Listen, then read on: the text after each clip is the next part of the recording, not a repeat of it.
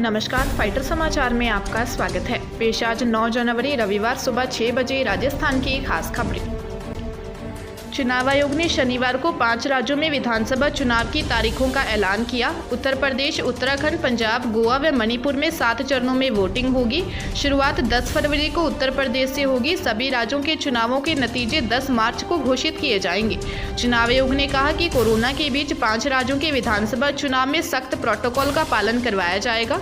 15 जनवरी तक किसी भी तरह के रोड शो, रैली, पदयात्रा, साइकिल और स्कूटर रैली की इजाजत नहीं होगी। वर्चुअल रैली के जरिए ही चुनाव प्रचार की इजाजत होगी। जीत के बाद किसी तरह के विजय जुलूस भी नहीं निकाला जाएगा। मुख्य चुनाव आयुक्त सुशील चंद्रा ने कहा कि देश में 5 राज्यों के 690 विधानसभाओं में चुनाव करवाए जाएंगे। 18.34 करोड़ मतदाता चुनाव में हिस्सा लेंगे। कोरोना के बीच चुनाव कराने के लिए नए प्रोटोकॉल लागू किए जाएंगे। सभी चुनाव कर्मियों को कोरोना वैक्सीन की दोनों डोज लगी होंगी। जिन्हें ज़रूरत होगी उन्हें प्रिकॉशन डोज भी लगाई जाएगी। चुनावों का पहला चरण 10 फरवरी से शुरू होगा और इस दिन उत्तर प्रदेश में तो 14 फरवरी को उत्तर प्रदेश, पंजाब, उत्तराखंड, गोवा में मतदान होगा। 20 व 23 फरवरी को उत्तर प्रदेश और 27 फरवरी को उत्तर प्रदेश व मणिपुर में, 3 मार्च को उत्तर प्रदेश व मणिपुर में तथा 7 मार्च को उत्तर प्रदेश में मतदान होगा। मतगणना 10 मार्च को एक साथ होगी। प्रेमी लड़का लड़की ने फंदे से लटक कर सुसाइड कर लिया। दोनों के बीच लंबे समय से प्रेम प्रसंग चल रहा था। सामने आया कि दोनों शादी करना चाहते थे मगर परिवार राजी नहीं था। हालांकि दोनों के परिवार ने इस बारे में कुछ नहीं कहा।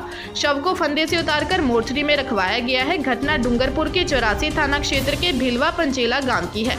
एएसआई बालकृष्ण ने बताया कि शनिवार सुबह केलुपोश दुकान पर गणेश रौत और वीना का शव फंदे पर लटका था। दोनों एक ही रस्सी से दोनों छोर से लटके हुए थे। लड़की की मां रमीला कलासुआ ने गणेश की दुकान पर आज सुबह चाय पत्ती लेने गई थी। दुकान में दोनों लटका देखकर उसकी चीख निकल गई। घटना की सूचना पर परिवार और गांव के लोग एकत्रित हो गए। 84 थानाधिकारी भीमजी ने बताया कि भिलवा पंचेला सरपंच प्रकाश ने फोन कर घटना की जानकारी दी। पुलिस ने मौके पर जाकर शव को फंदे से नीचे उतारकर मोर्चरी में रखवाया है। प्रधानमंत्री नरेंद्र मोदी की सुरक्षा में चूक मामले पर पंजाब सरकार के गृह मंत्रालय को भेजी गई रिपोर्ट से एक और जानकारी सामने आई है। सूत्रों के मुताबिक पंजाब सरकार ने रिपोर्ट में कहा है कि बठिंडा एसएसपी ने फिरोजपुर एसएसपी पर आरोप लगाया है कि उन्होंने अपने अधिकारों का दुरुपयोग किया। उन्होंने अपने अधिकार क्षेत्र में प्रदर्शनकारियों को पीएम मोदी के रूप में जाने दिया।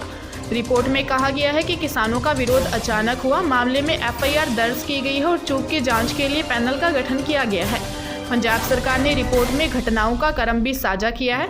दरअसल 5 जनवरी को पंजाब में प्रधानमंत्री नरेंद्र मोदी की सुरक्षा में चूक के बाद केंद्रीय गृह मंत्रालय ने इस मामले पर पंजाब सरकार से रिपोर्ट मांगी थी। पंजाब सरकार ने अपनी रिपोर्ट केंद्रीय गृह मंत्रालय को भेज दी है। अलवर जिले के रूपबास पुलिया के पास ट्रेन की चपेट में आने से 2 भाइयों की दर्दनाक मौत होने की जानकारी सामने आई है। सूचना पर पहुंची पुलिस ने दोनों के शवों को अस्पताल की मोर्चरी में रखवाया है। पुलिस ने बताया कि दोनों मृतक सगे भाई हैं। दोनों भाई लोकेश और राहुल राजगढ़ के सकट में रहने वाले थे। वह अलवर में रहकर प्रतियोगी परीक्षाओं की तैयारी कर रहे थे। पुलिस ने मृतक के परिजनों को इसकी सूचना दे दी है। उनके आने के बाद ही पोस्टमार्टम करवाने की कार्रवाई की जाएगी। पुलिस मामले की जाँच कर रही है। मेडिकल काउंसलिंग कमेटी ने राष्ट्रीय पात्रता सह प्रवेश परीक्षा नीट यूजी पीजी काउंसलिंग 2021 के संबंध में ऑफिशियल वेबसाइट पर एक महत्वपूर्ण नोटिस जारी किया है। नोटिस में एमसीसी ने छात्रों को सुप्रीम कोर्ट के फैसले के बारे में सूचित किया है और यह भी आश्वासन दिया है कि काउंसलिंग की तारीख जल्द ही आधिकारिक वेबसाइट पर जारी की जाएगी। एमसीसी नीट यूजी एडमिशन 2021 के लिए 15% अखिल भारतीय कोटा और नीट पीजी एडमिशन 2021 के लिए 50% अखिल भारतीय कोटा के लिए ऑनलाइन काउंसलिंग आयोजित करेगा। यूजी और पीजी दोनों के लिए शेष राज्यवार काउंसलिंग वर्तमान में चल रही है। देश में कोरोना के मामले एक बार फिर बढ़ते जा रहे हैं। इसे तीसरी लहर माना जा रहा है। देश में कोरोना के बूस्टर डोज के लिए शनिवार से आवेदन शुरू हो गए हैं। स्वास्थ्य और परिवार कल्याण मंत्रालय ने बताया कि जो लोग कोविड-19 वैक्सीन की बूस्टर डोज या एहतियाती खुराक लगवाना चाहते हैं उन्हें कोविन पोर्टल पर नए सिरे से या यूं कहें कि नया पंजीकरण कराने की आवश्यकता नहीं है। मंत्रालय ने एक बयान में कहा कि टीका लगवाने के इच्छुक ऑनलाइन आवेदन करके स्लॉट बुक कर सकते हैं अथवा सीधे टीकाकरण केंद्र पर जाकर टीका लगवाने का समय ले सकते हैं। इस संबंध में श्रीगंगानगर के RCMHO हरबंस सिंह बराड़ ने बताया कि इस अभियान की शुरुआत 10 जनवरी से शुरू होगी। इसके अंतर्गत बुकिंग के अलावा भी ऑन स्पॉट टीकाकरण किया जाएगा। पाली जिले के आबू रोड शहर की सिंधी कॉलोनी में एक सोने मकान से चोर करीब 3 लाख रुपए नगद और 25 से 30 तोला सोना चोरी कर ले गए। परिवार रिश्तेदार के यहां से घर लौटा तो घर के ताले टूटे हुए थे और घर में सारा सामान बिखरा पड़ा था। सूचना पर पहुंची पुलिस ने मौका मुआयना किया। पुलिस ने बताया कि आबू रोड पारसीचाल क्षेत्र के सिंधी कॉलोनी की निवासी गायत्री अग्रवाल अपने परिवार के साथ जयपुर गई थी।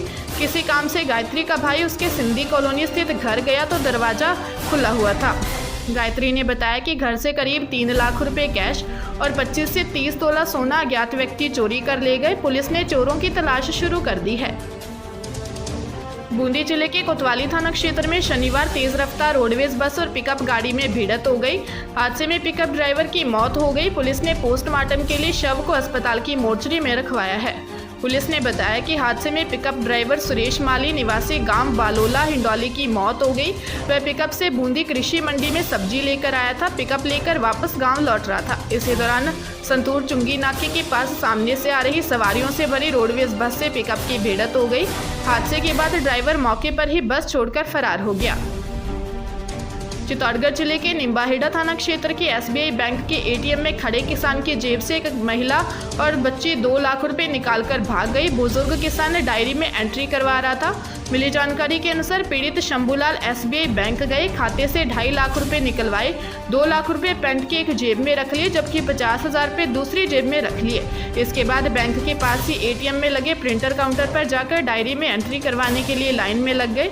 उनके पीछे एक छोटी बच्ची और महिला खड़ी थी। महिला ने अपनी बच्ची को थोड़ा सा धक्का दिया और बालिका आगे की तरफ गई। बच्ची ने मौका देखकर जेब में रखे 2 लाख रुपए निकाल लिए। पुलिस महिला और बच्ची की तलाश कर रही है। देश में कोरोना के एक्टिव मामले लगातार बढ़ रहे हैं। इसके मद्देनजर केंद्र सरकार ने राज्यों से कहा है कि वे हर हाल में यह सुनिश्चित करें कि इस बार अस्पतालों में ऑक्सीजन की कमी न हो पाए। केंद्र ने कहा कि यह सुनिश्चित करना राज्यों की प्राथमिक जिम्मेदारी है कि स्वास्थ्य सुविधाओं में सभी ऑक्सीजन उपकरण ठीक से काम कर रहे हैं और किसी भी आपात स्थिति में इस्तेमाल के लिए वो तैयार रहें। स्वास्थ्य मंत्रालय द्वारा जारी बयान के अनुसार केंद्रीय स्वास्थ्य सचिव राजेश भूषण ने राज्यों और केंद्र शासित प्रदेशों के प्रतिनिधियों के साथ एक उच्च स्तरीय बैठक की अध्यक्षता करते हुए वेंटिलेटर, PSC, ऑक्सीजन संयंत्र, ऑक्सीजन सांद्रकों, ऑक्सीजन सिलेंडरों सहित विभिन्न उपकरणों से संबंधित तैयारियों की समीक्षा की ताकि कोविड-19 महामारी से समय रहते और प्रभावी ढंग से निपटा जा सके। डूंगरपुर जिले के बिछीवाड़ा थाना क्षेत्र में शादी के 10 साल बाद विवाहिता द्वारा फांसी का फंदा लगाकर आत्महत्या कर लिए जाने की जानकारी सामने आई है। सूचना पर पहुंची पुलिस ने शव को फंदे से उतरवाकर अस्पताल की मोर्चरी में रखवाया है। पुलिस ने बताया कि विवाहिता ने अपने ही घर में रस्सी से फंदा लगा लिया। विवाहिता का पति बैंक गया हुआ था जबकि बच्ची स्कूल गई हुई थी। पुलिस ने बताया कि विवाहिता 2 बार पहले भी आत्महत्या के प्रयास कर चुकी है। विवाहिता मानसिक रूप से बीमार थी। पुलिस मामले की जांच कर रही है।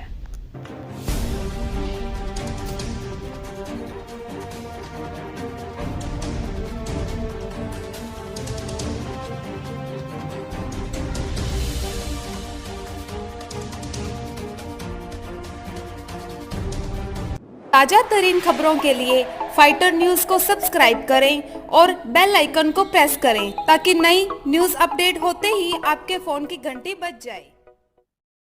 Once again